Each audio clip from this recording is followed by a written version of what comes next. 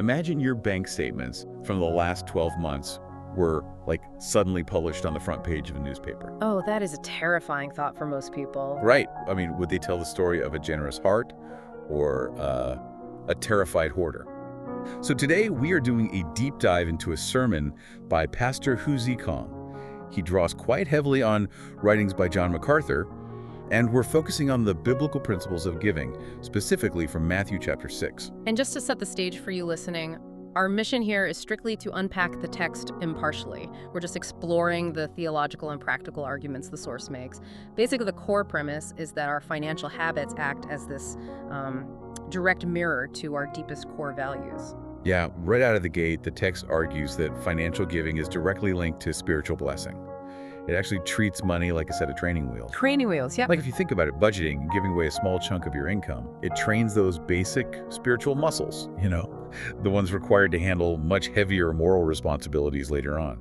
Well, the text essentially asks, if someone can't be trusted with basic worldly finances, why on earth would God entrust them with something as infinitely valuable as human souls?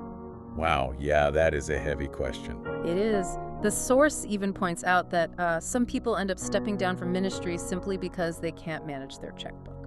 Or they stay but see no real impact, presumably because they skipped this exact foundational step. Okay, but wait. When we talk about strict rules regarding money in a religious context, how does this not just devolve into some kind of rigid, forced tax on believers? I mean, it sounds like it could easily turn into a massive guilt trip for you. You would completely think so, right? But the source actually explicitly rejects forced percentages or any kind of legalism. Oh, really? Yeah, it argues that true giving has to be a totally cheerful personal choice. It's supposed to be driven by love and, an understanding of what others actually need. Yeah. The text uses the early church in Jerusalem as the ultimate example here. Right, where they all basically shared everything they had. Exactly. Believers willingly shared their resources to ensure no one went without. It wasn't a tax imposed on them, it was just a reflex. I mean, since it relies entirely on personal choice, though, that leaves the door wide open for some incredibly creative excuses. Which brings us to this highly entertaining story the text includes, about a church that hires a new, highly capable pastor. Oh, this story's brutal. It really is. So after a few months, the finance team realizes this new guy isn't contributing financially at all. And when the elders confront him, he gets super impassioned. Right, he gets very defensive. Yeah. He argues, I have dedicated my entire life to serving God. That is my ultimate offering. Therefore, I don't need to give a financial tithe. And the senior elder's response is just completely devastating. He basically looks at him and says, well, if you have given yourself entirely to God as a servant, then you shouldn't take a salary from the church. Boom. I mean, it is such a sharp response. Completely shuts him down. It totally exposes the absurdity of using, high-minded spiritual commitment as a smokescreen for just lacking tangible generosity. Right, because true commitment isn't just theoretical in this framework. It requires physical financial proof. The text warns that if you lack that tangible generosity, you fall into the trap of hoarding. Which never ends well in these texts. No, it doesn't. The source synthesizes 3 famous biblical parables to show how this fails. Like the rich fool, who spends all his energy building bigger barns to hoard his excess crops, but then he dies that very night. Right, he couldn't take it with him.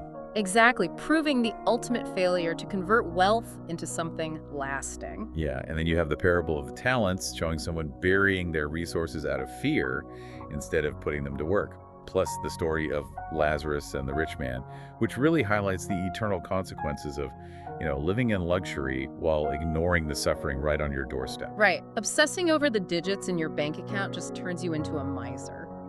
The text paints this bleak picture of someone who spends their whole life accumulating wealth, showing no real faith or love for others, and in the end, they leave behind nothing but an estate.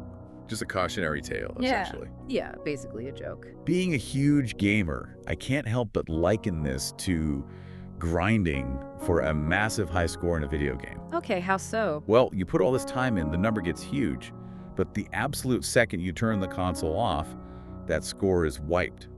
It means nothing in the real world. According to this text, wealth is completely useless if it isn't actively being converted into love, aid, and actual impact. And that is a great way to put it. Resources are simply tools. The core takeaway from these sources is that those tools are meant to be actively managed to benefit others. They're supposed to reflect a generous spirit, not be hoarded as idols that we worship. And if all that wealth really does just vanish when the console turns off, that forces a pretty uncomfortable mirror on how we live right now. It really does. Which brings us back to where we started today. If a complete stranger were to look solely at your bank statements from the last 12 months, what would they assume is your ultimate life philosophy?